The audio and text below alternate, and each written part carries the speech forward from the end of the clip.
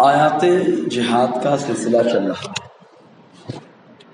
اس سے پہلے چھٹی آیت جہاد جس پر اعتراض ہوا اور ساتھ ہی ساتھ ساتویں بھی ضمناً ہوئی تھی، تو دو وہ آیات جن پر اعتراض کیا گیا ان کا خلاصہ پیش کیا گیا۔ ابھی اپنے سامنے آٹھویں وہ آیت ہے جس پر نالائقوں نے نہ سمجھ کر کے قرآن سے دور رہ کر کے قرآن پر اعتراض کیا اور بتایا کہ مسلمان ان سے متاثر ہو کر کے نہ جانے کیا کیا کرتا ہے۔ تو جو آٹھویں آیت کریمہ ہے وہ ہے سورہ توبہ کی آیت نمبر 16۔ آیت نمبر 16 کا خلاصہ کیا بنتا ہے پہلے یہ دیکھ لیں۔ اس سے پہلے یہ بات بتائی گئی کہ میدان کارزار بدر کا سب سے پہلے گرم ہوا۔ آخر یہ میدان کارزار کیوں گرم ہوا سب بتایا گیا کہ مکہ کے باشندوں نے منصوبہ بنایا ملک شام سے تجارت کر کے منافع کمائیں اور ہتھیار خریدیں اور اس کے بعد مدینے پہ حملہ کر کے مسلمانوں کو ختم کر دیں۔ تب اس قافلے کو روکنے کے واسطے مصطفیٰ جان رحمت نے صحابہ کو حکم دیا کہ یہ نہ لانے پائیں منافع، نہ ہتھیار، نہ مقابلہ کرنے پائیں۔ اس طریقے کا معاملہ درپیش ہوا۔ اس کے بعد میدان کارزار گرم ہوا، تب بدر کے میدان میں صحابہ کرام اترے۔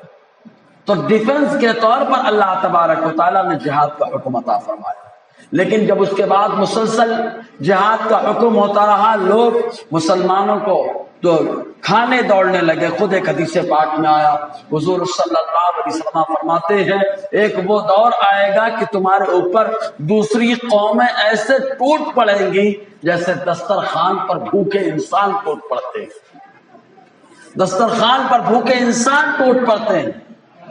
صحابہ کرام نے عرض کیا اللہ کے نبی صلی اللہ علیہ وسلم اس کی وجہ کیا ہے؟ حضور نے ارشاد فرمایا اس کی وجہ وہن کمزوری ہے۔ جب صحابہ کرام نے پوچھا حضور نے فرمایا کمزوری کا یہ وہن کیا چیز ہے؟ حضور نے فرمایا دو چیزیں ہیں۔ آقا علیہ السلام فرماتے حب الدنیا وخوف الموت، اور کما قال صلی اللہ علیہ وسلم نے آقا علیہ السلام نے ارشاد فرمایا یہ وہن جس کی وجہ سے دوسری قومیں بھوکے لوگوں کی طرح تمہارے اوپر ٹوٹ پڑیں گے وہ وہن ہے۔ اور وہن کیا ہے؟ آقا فرماتے وہ دنیا کی محبت ہے اور موت کا خوف ہے۔ جب سے مسلمانوں کے اوپر دنیا کی محبت غالب آ گئی اور موت کا خوف طاری ہو گیا، مسلمان مغلوب ہو گیا، اور جب تک مسلمان موت کو تحفہ سمجھتا رہا اللہ تعالیٰ مسلمانوں کو غلبہ عطا فرماتا رہا۔ تو ڈیفنس کے طور پر جہاد کا حکم دیا گیا۔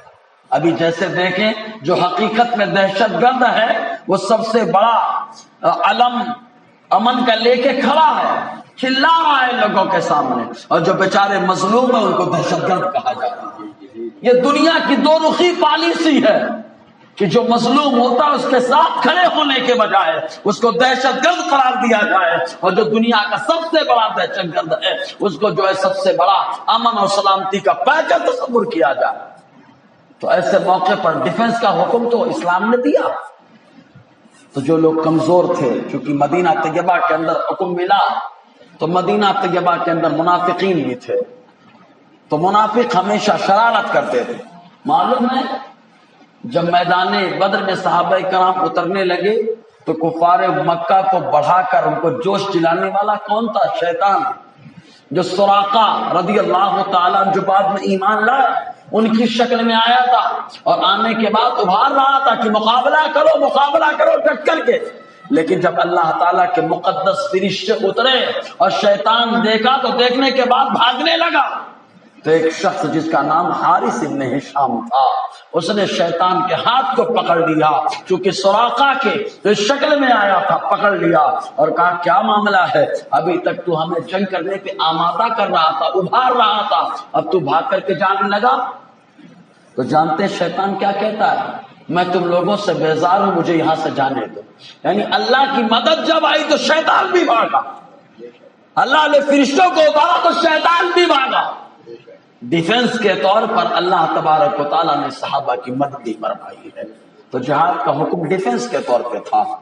تو اب اس کے بعد دیکھا جائے کون مخلص ہے اور کون منافق ہے، کون شریر ہے اور کون شریف ہے، یہ آزمانے کے لیے جہاد کا حکم آیا کہ جو اللہ کے لیے کرتا ہے وہ گھبرائے گا نہیں، ڈرے گا نہیں۔ ماحول کتنا بھی خراب ہو جائے وہ مسجد کو آباد کرتا رہے گا، کتنا بھی خراب ہو جائے وہ ہمیشہ آقا کی سنتوں پہ چلتا رہے گا، ماحول کتنا بھی خراب ہو جائے لیکن اس کے ایمان میں خرابی نہیں آئے گی۔ تو یہ آزمانے کے لیے اللہ تعالیٰ نے جہاد کا حکم دیا۔ تو منافقین کو تھوڑا سا بہت تکلیف ہوئی کہ یار اب تو ہم کو بھی جانا پڑے گا۔ کچھ کمزور لوگ تھے، ان لوگوں نے کہا کہ ہم کیسے مقابلہ کریں گے؟ تو اللہ تعالیٰ نے ابھارا، اور ابھارنے کے طور پر یہ آیت کریمہ نازل فرمائی، اور اللہ تبارک و تعالیٰ نے اس آیت کریمہ میں حکم دیا ام حسبتم ان تترکوا ولما یعلم اللہ الذین جاہدوا منکم، کیا تم نے یہ سمجھ رکھا ہے، گمان کر رکھا ہے تمہیں چھوڑ دیا جائے گا؟ تمہیں چھوڑ دیا جائے گا، ایسے ہی رہو گے تم؟ جبکہ اللہ تبارک و تعالیٰ نے تم میں سے مجاہدین کی شناخت بھی نہیں کرائی ہے ابھی تک۔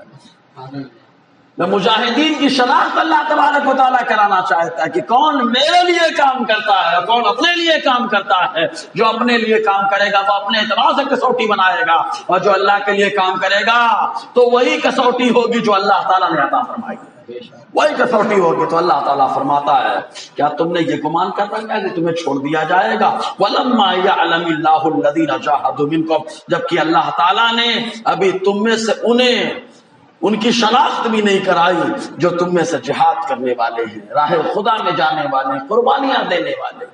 صحابہ کرام کے اندر اتنا جذبہ رہا کہ صحابہ نے سن لیا، بس سرکار نے فرمایا نکل پڑے میدان۔ ورنہ بدر میں کیا تھا، صحابہ کے پاس نہ سواریاں تھی، نہ کھانے کو تھا، نہ ہتھیار تھا۔ تو کاشا سے پوچھو تلوار ٹوٹ گئی، آ گئے آقا کی بارگاہ میں، کہا مصطفیٰ جان رحمت صلی اللہ علیہ وسلم تلوار ٹوٹ گئی ہے، کیسے مقابلہ کریں؟ میرے مصطفیٰ نے کھجور کی ایک شاخ انہیں عطا فرما دی، وہ کھجور کی شاخ تھی، اللہ تعالیٰ نے اسے تلوار میں تبدیل فرما دیا۔ ایمان اتنا مضبوط تھا۔ معلوم ہے علامہ عز الدین جزری نے اسد الغابہ کے اندر لکھا، فرماتے ہیں عکاشہ پوری زندگی اسی تلوار سے میدان کارزار میں جاتے رہے، اسی تلوار کو لے کر کے جاتے رہے جو شاخ تھی۔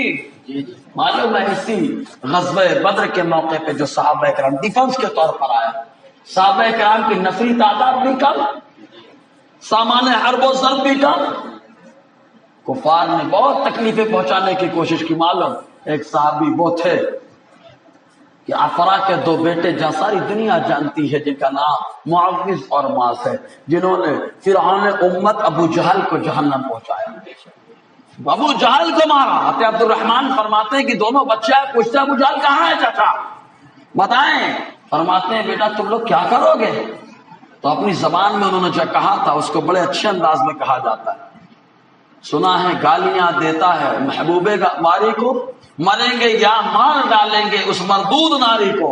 سنا ہے گالیاں دیتا ہے محبوب باری کو، اپنے انداز میں ہوتا ہے۔ خالی اشارہ کیا تھا عبد الرحمان، ایک دم چیل کی طرح جھپٹے اور دونوں نے گرا دیا، اور اس کے بعد وہیں پہ کام تمام کر دیا۔ حضرت عبداللہ ابن مسعود سے بعد میں سرکار نے فرمایا دیکھو فرعون کہاں ہے، تلاش کر کے آؤ، کہاں پر ہے؟ حضرت عبداللہ ابن مسعود جو نحیف و ناتما کمزور، جسامت کے اعتبار سے کمزور تھے، وہ فرماتے میں گیا دیکھ رہا تھا، آہیں بھر رہا تھا فرعون۔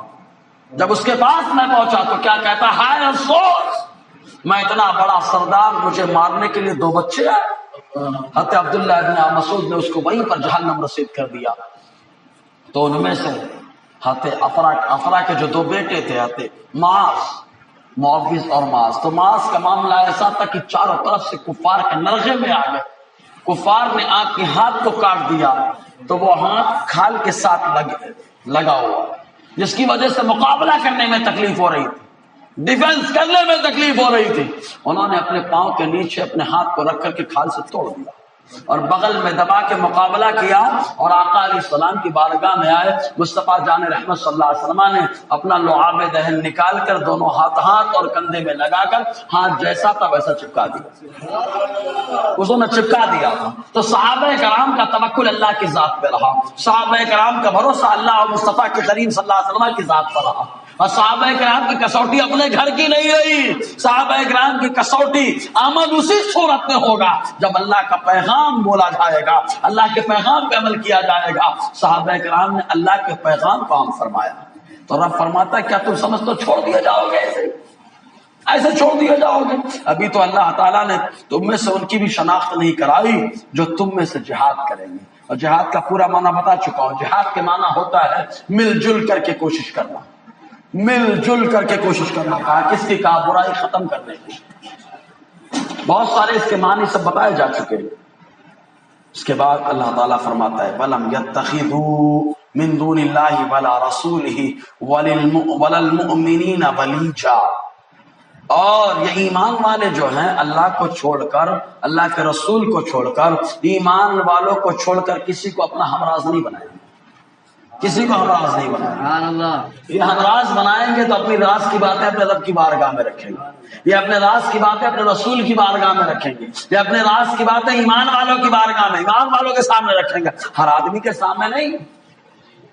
کیونکہ میدان کارزار کا اصول ہے کہ اگر میدان کارزار گرم ہوا اور کوئی اگر ادھر سے آدمی خیانت کر دے گے اور جا کر کے بتا دے گے تو سب جنگ کا نقشہ ہی کچھ کا کچھ ہو جاتا ہے.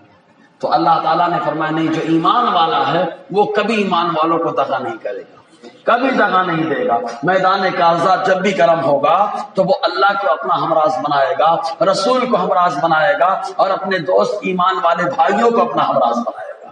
کسی کافر کو ہمراز نہیں بنائے گا. اب کافر کو ہمراز بنانے میں کتنے نقصانات ہیں وہ تو انشاءاللہ اس پر روشنی ڈالی جائے گی. اللہ تبارک و تعالیٰ اس کے بعد فرماتا ہے واللہ خبیر بما تعملون. اللہ تبارک و تعالیٰ تمہارے اعمال سے باخبر ہے. یہ رہی 8ویں آیت، جس 8ویں آیت پر اعتراض کیا گیا.